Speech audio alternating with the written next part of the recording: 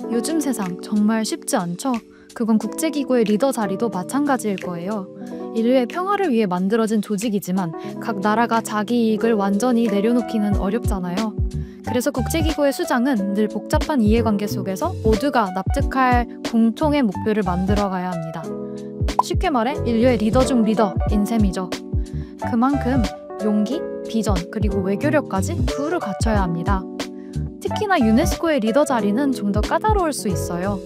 교육, 과학, 문화, 정보 커뮤니케이션 이렇게 넓은 분야를 다루지만 예산은 항상 빠듯하거든요. 몸은 작지만 꿈은 큰 조직, 딱 유네스코를 두고 하는 말이죠. 바로 그런 조직을 이끄는 자리가 유네스코 사무총장이고요. 이런 유네스코를 이끌 새로운 사무총장이 8년 만에 새로 선출됐습니다. 그 주인공 바로 이집트 출신의 칼레드 엘 에나니 박사. 그는 어떤 사람일까요?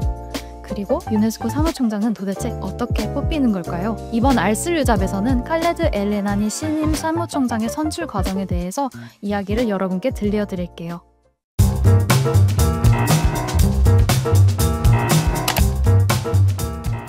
유네스코 사무총장은 4년 임기, 그리고 연임이 가능해요. 선출은 크게 두 단계로 진행됩니다. 먼저 58개국으로 구성된 집행이사회에서 여러 후보 중 투표를 거쳐 한 명을 뽑아 최종 후보로 지명하고, 이어서 194개 회원국이 참여하는 총회에서 이 후보에 대한 최종 투표를 거쳐 임명하는 절차를 거칩니다. 참고로 지금까지 집행이사회가 지명한 후보가 총회에서 부결된 적은 한 번도 없어요. 그래서 사실상 진짜 승부는 집행이사회 투표에서 결정된다고 보면 됩니다. 집행이사회 58개국의 표 중 과반을 넘는 30표를 얻어야 지명이 될 수 있는 만큼 후보들은 출신 지역별로 혹은 유네스코 주요 의제와 이해 관계에 따라 표심을 얻기 위해 치열하게 경합해요. 투표는 한 후보가 과반을 넘길 때까지 반복되기 때문에 그 과정에서 표심도 변화무쌍하게 바뀌기도 해요. 역대 가장 치열했던 경합은 오드레 아줄레 현 사무총장이 첫 번째로 당선되었던 2017년 집행이사회 투표였어요. 투표 전만 해도 프랑스 출신의 아줄레 후보의 당선을 예측하기란 쉽지 않았는데요. 직전 사무총장이 동유럽 출신이었고 사무총장 자리는 지역별로 안배해서 선출하는 암묵적 관례도 있었기 때문이에요. 따라서 그때까지 한 번도 사무총장을 배출하지 못했던 아랍 지역 국가들은 특히 아랍 출신 사무총장을 배출하기 위해 힘을 쏟았어요. 하지만 막상 뚜껑을 열어보니 결과는 달랐어요. 아랍 지역에서는 2명의 투표가 나와 단일화가 이루어지지 못했고, 특히 카타르 후보와 마지막 한 자리를 두고 이루어진 최종 투표 직전에는 미국이 반이스라엘 정서를 이유로 들며 유네스코 탈퇴를 선언하는 뉴스까지 나왔는데요.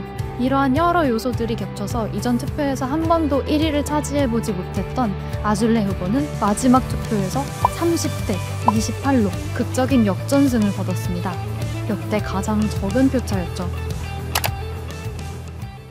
지지난 선거에서 펼쳐졌던 극적인 드라마와는 반대로 그로부터 8년 뒤인 이번 선거는 의외로 조용한 압승으로 끝났습니다.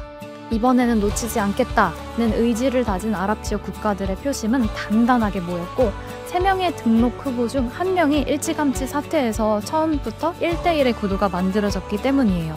그래서 결과는 55표, 압도적 득표. 10월 16일에 열린 집행이사회 첫 번째 투표에서 바로 총회에 부의될 사무총장 후보 지명자가 나왔어요. 바로 이집트의 칼레드 엘 에나니 후보가 역대 최고 득표를 얻게 되었습니다. 유네스코 역사상 첫 아랍 출신 사무총장이에요. 엘 에나니 박사는 2023년 일찌감치 차기 사무총장 도전을 선언한 이후 30개월 동안 한국을 포함해 무려 65개국을 다니며 지지를 구했고, 그 노력의 결실이 이번에 드디어 맺어진 거죠. 그렇다면 칼레드 엘 에나니 신임 사무총장은 어떤 인물일까요?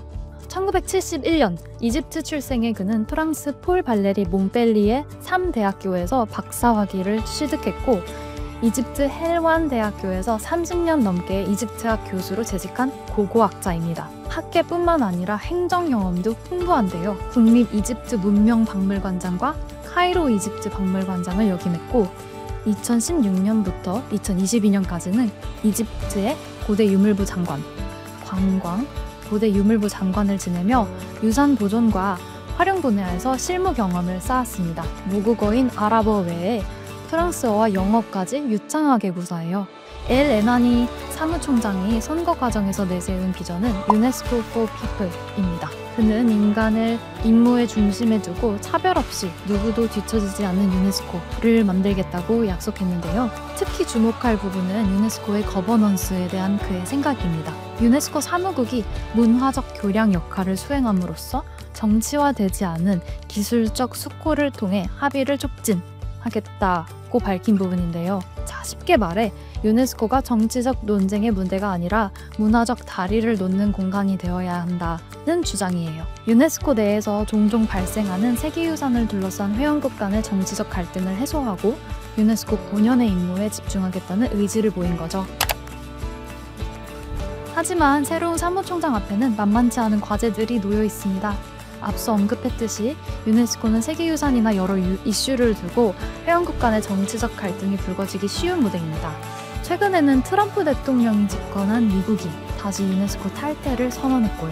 니카라과 또한 자국 정부의 비판적인 신문 라프렌사에 세계 언론 자유상을 주었다는 이유로 탈퇴를 선언했어요.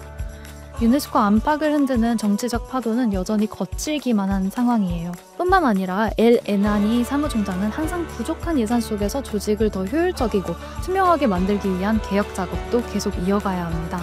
유네스코는 이상은 월드클래스, 현실은 살림살이 걱정이라는 외부 평가도 받았던 만큼 엘 에나니 총장이 이 복잡한 실타래를 어떻게 풀어낼지 전 세계가 주목하고 있습니다. 최초의 아랍 출신 사무총장 칼레드 엘 에나니 박사의 유네스코는 앞으로 어떤 변화를 만들어낼까요? The belief that education can heal, that science can guide, that culture can connect, and that communication can unite humanity. 부디 엘 에나니 사무총장이 선명한 비전과 적절한 개혁을 통해 평화로운 미래를 향한 유네스코의 항해를 잘 이끌어주길 기대해봅니다. 알쓸 유잡은 앞으로도 유네스코의 새로운 여정을 함께 따라가 보겠습니다. 오늘의 영상이 유익하셨다면 좋아요와 구독, 알림 설정 잊지 마세요. 다음 영상에서 또 만나요.